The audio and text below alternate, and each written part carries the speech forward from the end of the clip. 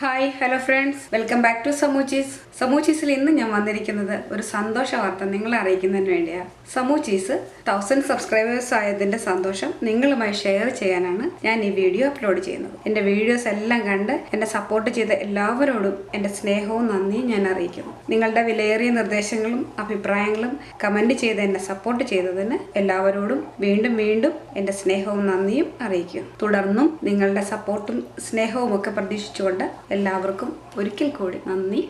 ഈ സന്തോഷം പങ്കുവയ്ക്കാനായിട്ട് നമുക്കൊരു പായസത്തിൻ്റെ റെസിപ്പി ആയാലോ. അതിനുവേണ്ടി ഞാനിവിടെ പാലട പായസം തയ്യാറാക്കുന്നത്. 2 കവർ 200 ഗ്രാമിൻ്റെ 2 കവർ അരി അടയാണ് എടുത്തിരിക്കുന്നത്. അതിവിടെ നന്നായിട്ട് വേവിച്ച് ഇതുപോലെ എടുത്തിട്ടുണ്ട്. ഒരു 2.5 ലിറ്റർ പാല് തിളപ്പിക്കാനും വെച്ചിട്ടുണ്ട്. ഇനി എങ്ങനെ ഈ പായസം തയ്യാറാക്കണം നമുക്ക് നോക്കാം. പായസത്തിന് ആവശ്യമായ പാല് ഞാൻ തിളപ്പിക്കാൻ വെച്ചിട്ടുണ്ട്. അത് നന്നായിട്ട് ഇവിടെ തിളച്ച് വന്നതാണ്. ഞാൻ അതിനകത്തേക്ക് നമ്മൾ വേവിച്ച് വെച്ചിരിക്കുന്ന അട ചേർത്ത് കൊടുത്ത് വേവിച്ചെടുക്കാം. വീണ്ടും നന്നായിട്ട് വേവിച്ചെടുത്ത അടയാണ്. ഇതിലേക്ക് അട നന്നായിട്ട് മിക്സ് ചെയ്ത് കൊടുക്കണം. വീണ്ടും ഇതെല്ലാം കൂടെ നന്നായിട്ടൊന്ന് വെന്ത് വരുമ്പോൾ ആവശ്യത്തിന് പഞ്ചസാര ചേർത്ത് കൊടുക്കാം.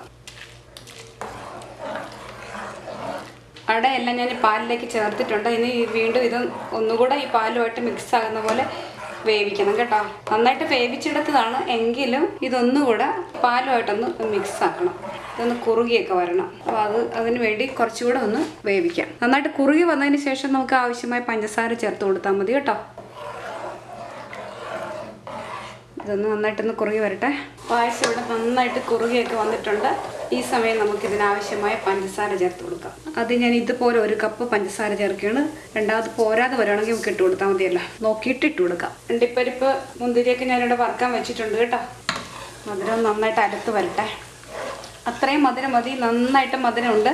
ഇനി നമുക്ക് ഇതിനകത്തേക്ക് ഏലക്ക പൊടിച്ചത് ചേർത്ത് കൊടുക്കാം. ഇതിലേക്ക് 1 സ്പൂണ് ഏലക്ക പഞ്ചസാരയിട്ട് പൊടിച്ചതാണ്, അത് ചേർത്ത് കൊടുക്കാം. പായസം ഇവിടെ റെഡിയായി. അണ്ടിപ്പരിപ്പും മുന്തിരിയൊക്കെ കൂടെ വറുത്തത് ഇതിനകത്തേക്ക് ചേർത്ത് കൊടുത്തിട്ട് നമുക്ക് സ്റ്റവ് ഓഫ് ചെയ്ത് വെക്കാം കേട്ടോ. അണ്ടിപ്പരിപ്പും മുന്തിരി ഞാൻ ഇതുപോലെ വറുത്തെടുത്തിട്ടുണ്ട്, അത് ഇതിനകത്തേക്ക് ഇട്ട് കൊടുക്കാം. അങ്ങനെ നമ്മളുടെ പാലട പായസം ഇവിടെ റെഡിയായി.